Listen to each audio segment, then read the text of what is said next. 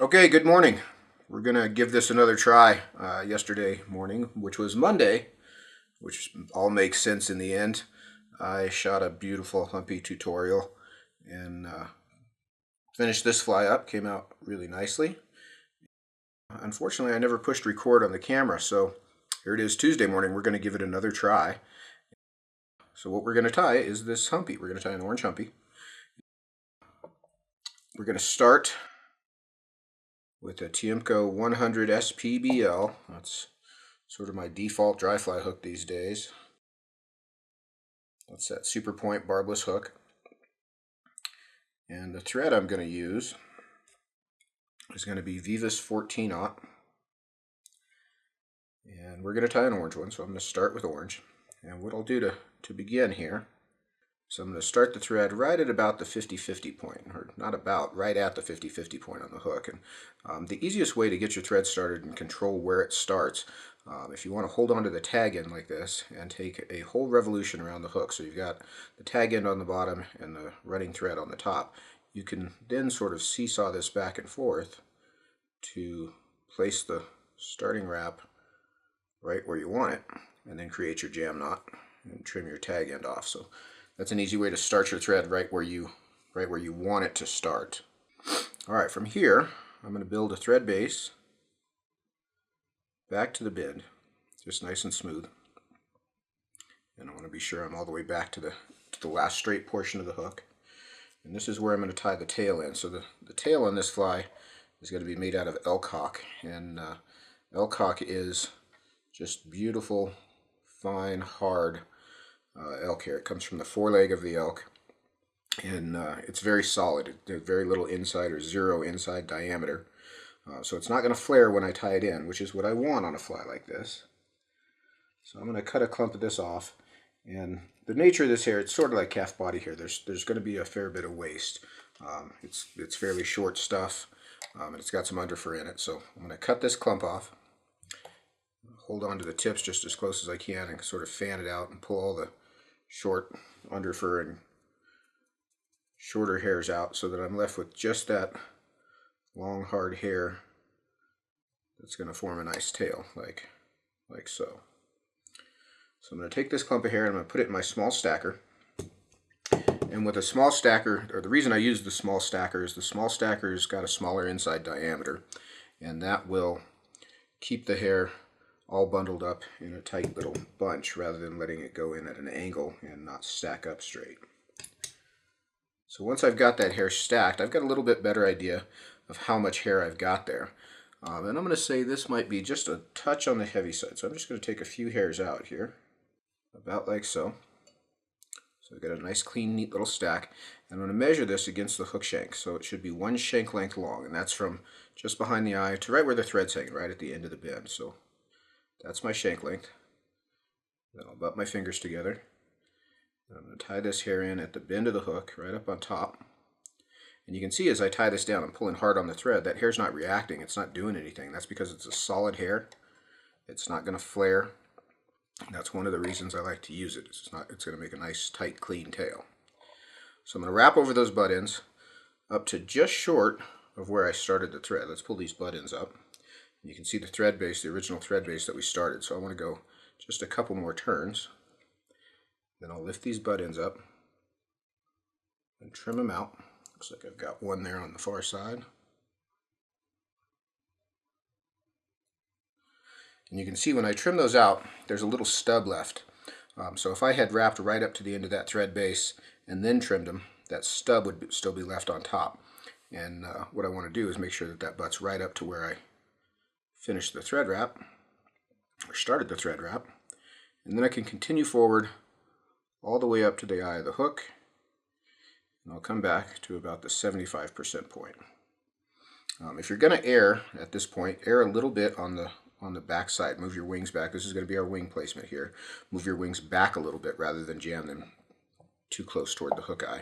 So now we're all set up there, and we're going to get ready for our wing and body.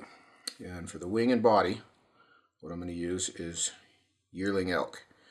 And yearling elk is obviously about a year-old critter, and this chunk just happens to be bull elk. You can see it's a little bit lighter colored.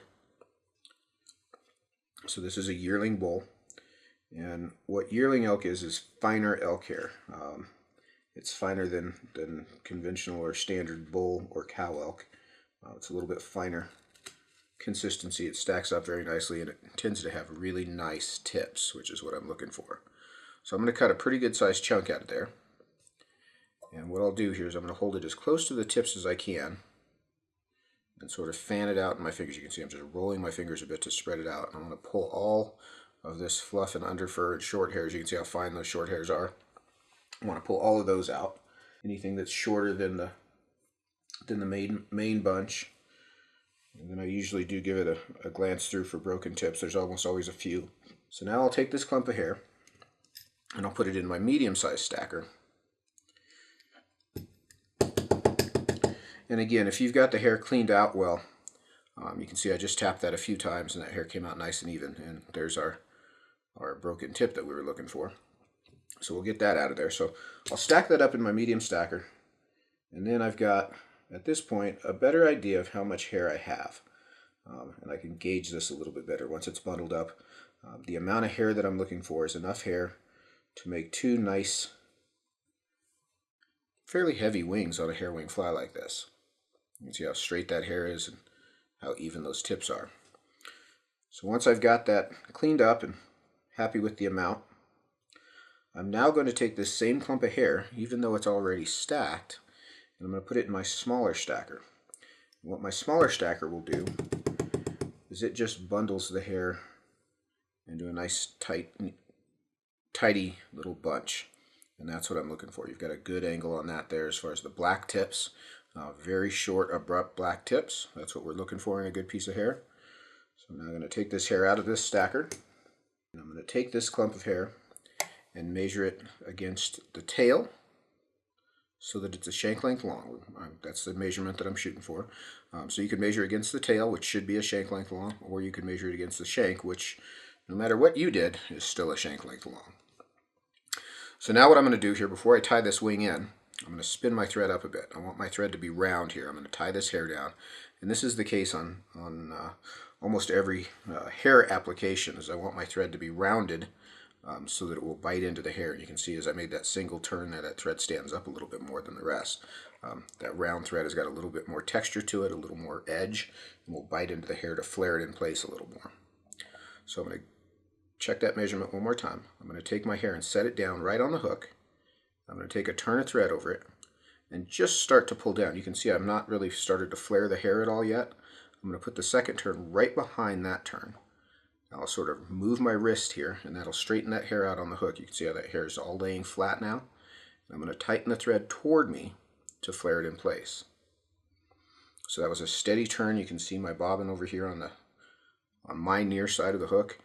That's my tightening point, is always straight toward me. And then I'm going to make a band of thread that's going to travel backwards toward the bend.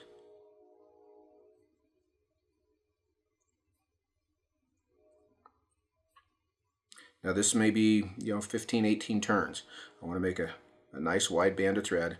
You can see that tension is anchored down all the way through there. That hair's not moving.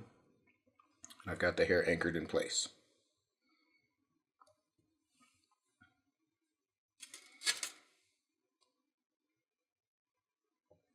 All right, now one of the catches on a conventionally tied humpy, which would be where we tied these thicker butt ends in first and then folded them forward to form the tips into the wings. The catch with that is you tend to have either the right amount of hair for the wings or the right amount of hair for the hump. The difference being the tips are very thin and tapered, and the butt ends are obviously the other end of the hair much thicker. So what I want to do to get rid, I've got enough hair for the wings. I've got just the right amount of hair for the wings. That's what I measured off of. But what I have, because these butt ends are tapered, is way more hair than I need for the hump. So what I'm going to do is I'm going to take about 60 to 75% of this hair, and you can see I'll just lift up sort of the top chunk and trim that off as close as I can. Now as I do this, I've tied a lot of these, so my fingers sort of know how much hair I need here.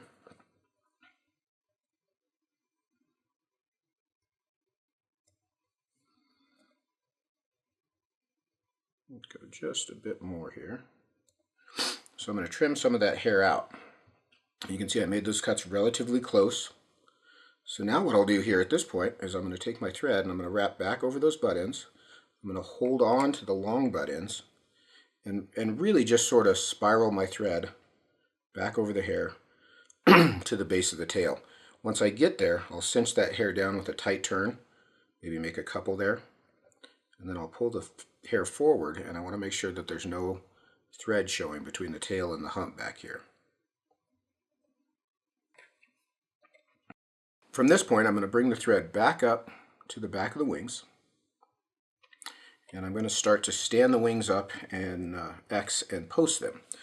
So the first step in this process is going to be to stand the wing up, and there's a couple ways to go about this. And with a heavy hair wing like this, with a stiff hair like elk hair, what I'll do is I'm going to close my fingers underneath the hook and sweep up and back to drag all that hair backwards.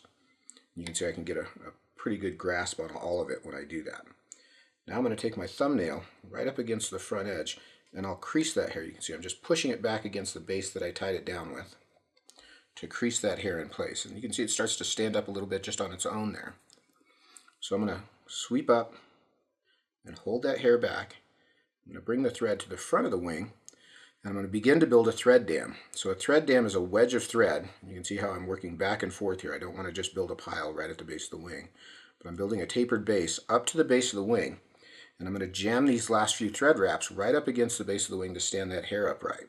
So I want to hold that hair back tightly, and I'm going to push these thread wraps right up against the base of the wing. And you can see as I make these wraps, the thread on top of the hook is in front of the wing, but as I come underneath the hook, I push that thread way back behind the wing to jam those thread wraps right up against the front edge. And that will stand our wing up.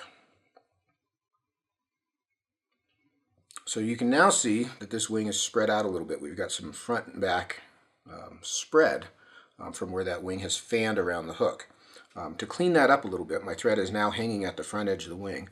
I'm going to grab the wing in my thread hand, and I'm going to bring the thread just up against the back edge of the wing. I'm going to make two turns right up against the back edge of the wing. And you can see how that'll regroup that bunch of hair into a single bundle. So now we're ready to divide the wing. And I just use my fingers, and I'm just going to, part the hair into two equal bunches is what I'm shooting for here. And my fingers always know how to do this better than my eyeballs do, because I can feel the quantity of the hair in the wing.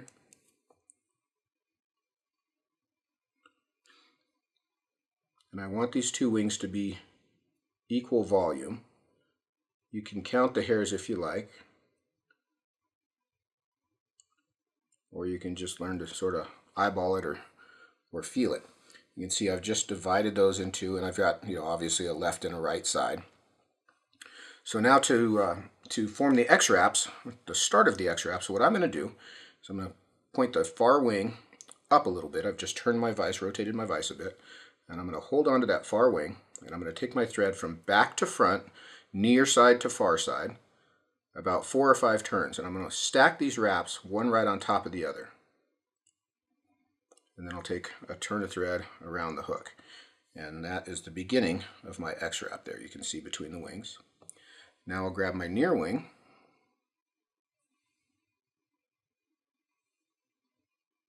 and I want to hold it taut, and I'm going to go 4 or 5 turns from front to back, near to far. And again, I want to stack these up. I don't want them to crawl up onto the base of the wings at all. And then around the hook, so that I form the X between the wings there. And that is going to hold our wings divided. So now we're ready to post the wings. Now in the case of posting a wing on a hair wing fly like this, we're not too terribly worried about building a tall post like we would be on a parachute. We're not going to wrap anything over this.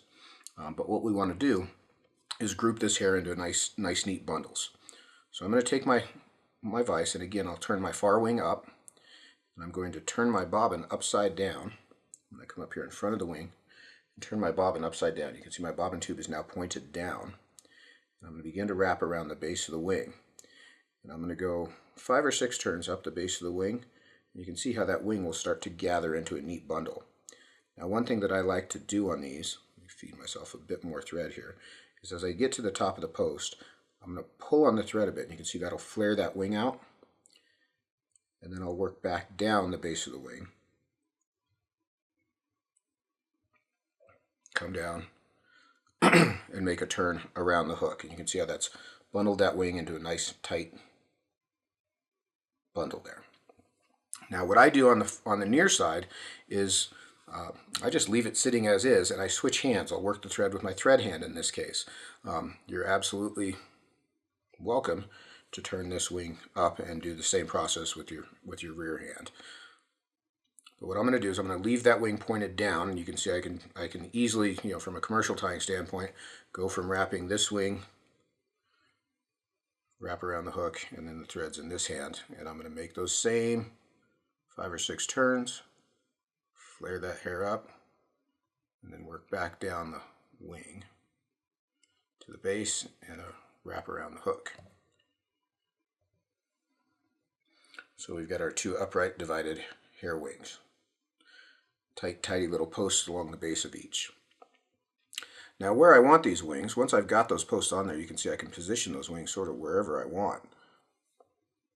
And where I want them is 90 degrees to the hook shank and about 45 degrees to each other. Give you a front view here.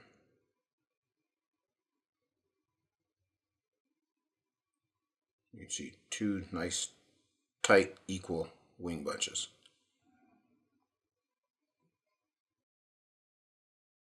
Alright, so now I'm going to work back and build the hump part of the humpy.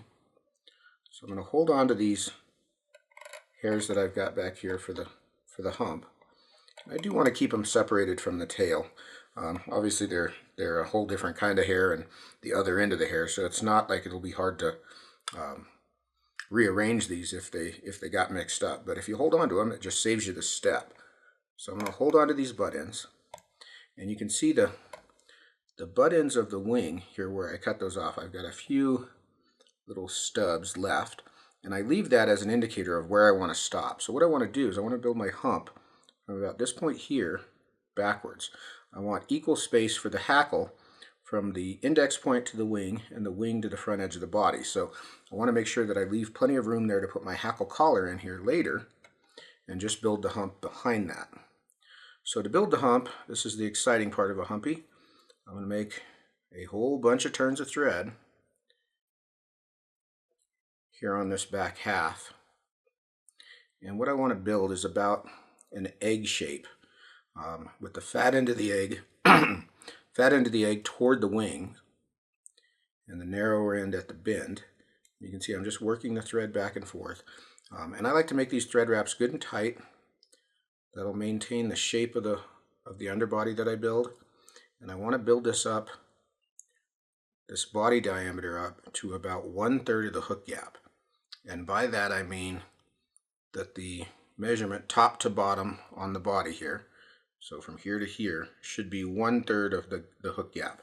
And that does not mean it's going to fill 1/3 of the hook gap. It means it's going to be as wide as 1/3 of the hook gap. The hook shank is going to be centered in this hump. So it's not going to fill up the gap. It's only going to fill about 1/6 of it, maybe a bit less because this hair is tied in on top of the hook. But that's sort of what I'm shooting for diameter-wise. The reason for that is if I make a skinny body here and pull my hump over, I'll end up with just a skinny little orange stripe across the belly of the fly. And what I want is a nice orange band across the bottom. So I want to fill this in with a nice wide body of thread. So I'm going to continue working my thread back and forth here.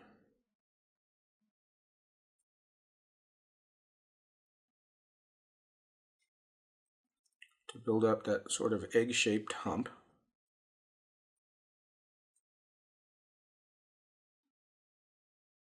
This is one of the things I like about this VEEVUS thread. The polyester thread doesn't stretch as much as nylon thread does, so it binds the hair down very well. But one of the liabilities is it tends to not lay very flat. The case of this VEEVUS thread, you can see it lays very flat and smooth. I do tie left-handed, so I flatten thread out, and it lays a little flatter for me than it would for a right-hander. But this thread is pretty malleable. You can control the shape of it. So as I get toward my finished diameter here, I'm going to unwind my thread. Because again, even tying left-handed, when I make a bunch of wraps in a row, I'll untwist the thread and then actually get it twisting up the other direction. I want to unwind the thread here, so this last layer that I'll put over the top is going to be a nice, smooth, even layer of thread to smooth that underbody off. You can kind of see our finished egg shape there. And you can see those exposed butt ends that I've left just as an indicator. Well, plenty of chance to cover those. That's just telling me where to stop, so I've got room for the hackle there. So now I'm going to pull the hump over and tie it down, but because I'm going to tie that hair down, I now want to spin my thread up again. I want it to be corded.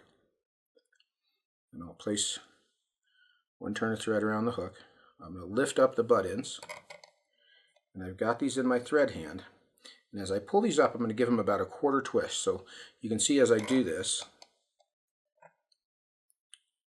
I'm just going to give a quarter twist if you watch my fingers there. And that's just to bundle the hair together.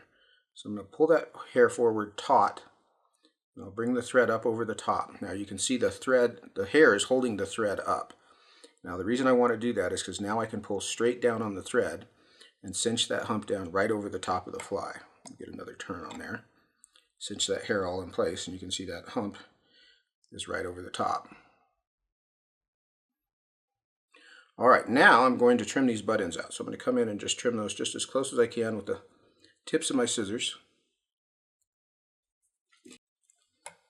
And I don't really need to wrap down over these butt ends that I've got left over from the hump, but I am going to smooth them off just a bit. Like so. And kind of position my wings, get everything all dialed in, and now we're ready for our hackle. So for our hackle on this fly, I'm going to use brown and grizzly. I always use brown and grizzly on my humpies. I just really like the coloration that it gives. So I've got one brown and one grizzly saddle hackle feathers here. And I do like saddle feathers on a tractor dries like this. Saddle feathers have more barbs per inch than a neck feather, and they just make a denser collar. So I've got two feathers that are sized exactly the same, so they're the same length. And I'm going to even their butt ends up, and I'm going to strip the butt end, leaving an exposed stem.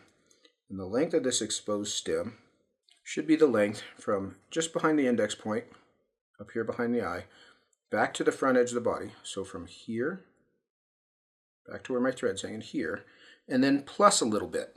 I want, threads actually move there a bit, I want a little bit of bare stem beyond my tie down.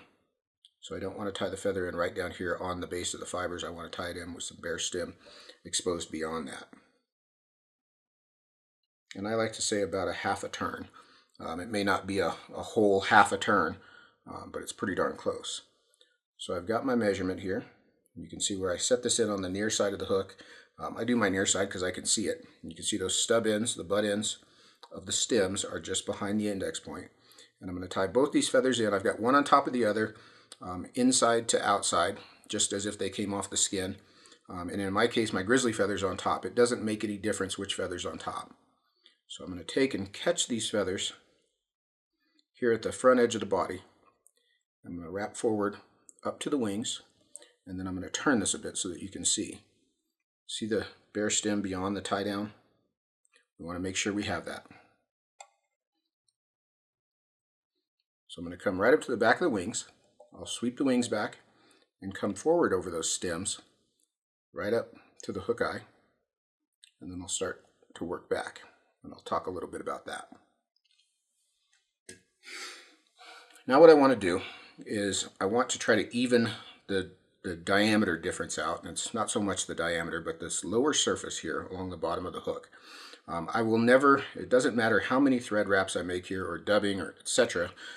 That I put in front of the wings, I will never get it even with the arbor diameter here behind the wings, because we have all this hair tied on and tied off at the same point on top of the hook. It's not centered, it's on top of the hook. So no matter how many thread wraps I make, I'll never get that even. But what I am concerned with is trying to make the bottom of this base for our hackle as smooth as I can. So to do that, I'm going to wrap back to the base of the wings, and come around behind, and you may go all the way back to the front of the body and then forward again. And you can see as I do that, that will smooth the underside of the hook out here. So I've got a nice flat surface to wrap the hackle over. The upper surface of the hackle doesn't touch the water. The bottom surface does. So I want to try to keep that as even as I can, and that'll make nice consistent diameter hackle all ready and waiting. So now I'm going to take my 2 feathers. I'm going to stand them right up on the edge. Now, one of the nice things with these wings is they're maneuverable. So if they're leaning a little back or even just straight up, sometimes they're still in your way. Don't be afraid to position them. We can get our final positioning when we're all done. So I'm going to take my 2 feathers, I'm going to stand them right up on edge. I'm going to make the first turn, put the next turn right in front of it, and then a third turn right up against the back of the wings. Now when I cross to the front here, I'm going to sweep the wings back. I'm going to put the next turn of hackle immediately at the front edge of the wings. The next one right in front of that, you can see how I can maneuver those wings back. I'll go one more turn there. So I've got about even turns. Plus or minus a turn is sort of what we're shooting for there. I'm going to pull the feathers almost straight up, and I'm going to take the thread straight up and straight down. 2 or 3 turns there to anchor those feathers in place. Then I always cinch down, make sure they're tied down tightly. So we've got a nice double saddle feather hackle collar there. Now when I go to trim these feathers out, what I want to do is I want to grab them as close as I can to the hook and sneak the tips of my scissors in between my fingers and the hook eye and trim those out. So you can see here in my fingertips there's some loose fibers. By trimming that feather off that way, all those loose fibers came out with the stems of the feathers. Had I not done it that way, all those little loose fibers would be sticking out over the hook eye. So it's not that you can't come back and clean it up, and sometimes you need to, but that's a cleaner way to do it, a little bit more efficient. Now I'm going to build the thread head, and if I turn this just a bit, I don't know if you can see it, there is a little stub of those 2 hackle feathers still left there at the front. So my thread head is just going to be enough turns to cover that, which is not going to be very many. So one of the things I like to say is if you need 10 turns of thread to make a nice thread head, don't make 10 turns and then do a whip finish on top and make it 14 turns. If you need 10 turns, make 6 turns and then put your whip finish on top. Your whip finish does count as part of the head. So just plan that as you go. So about 4 turns there. I just started to get that smoothed off and covered those butt ends. I'll come in with my whip finisher.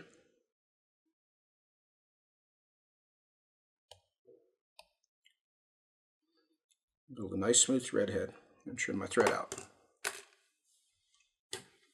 Now I usually give it a little spin around to make sure there's nothing sticking out where it shouldn't be.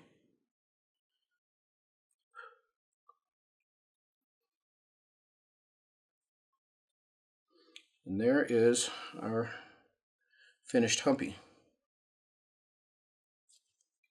So one thing I want to do on this is I will take the fly and turn it upside down. And if you take your head cement, if you've got a conventional vise anyway, if you turn the fly upside down, this doesn't work on a rotary vise, but on a conventional vise, if you turn the fly upside down and take a drop of head cement and just squeeze it in here behind the hook eye, you can see how it'll run back into the hackle. You're getting a good view of that sort of bleeding down into the base of the hackle. And if you like, I don't worry too much about this, but you can also take and put a drop of head cement right down in at the base of the wings. You could have done that beforehand, but I don't like wrapping the hackle over wet cement. It sort of mats it down. If I've got to make a turn and undo it to reposition something, if I've got wet head cement in there, that kind of gums up the hackle, so I usually do that after the fact. And there's our darn near perfectly tied Tuesday morning Humpy. I've pushed record. I see it blinking there, so we're in good shape there. I'm happy with this. Things are going well, so Tuesday is going to be a better day than Monday, which is no surprise to any of us. There is your finished Humpy. This is one of my very favorite flies to tie. It's a challenging fly. You do have to pay attention to proportions and where you put things. It's a fun fly to tie. This is still a fly that I tie just for enjoyment. I have more of them than I can use, and I still tie more of them. I fish it in this orange color, lime green, yellow, tan, black. Red is very popular. I don't fish the red all that much. but that's a very popular color to use as well. This fly is sort of fallen out of favor. It's an old fly. This is one of the first flies I learned when I was a kid that was an actual real fly pattern. It's an old fly, and it's sort of fallen out of favor, but that does not mean it doesn't work anymore.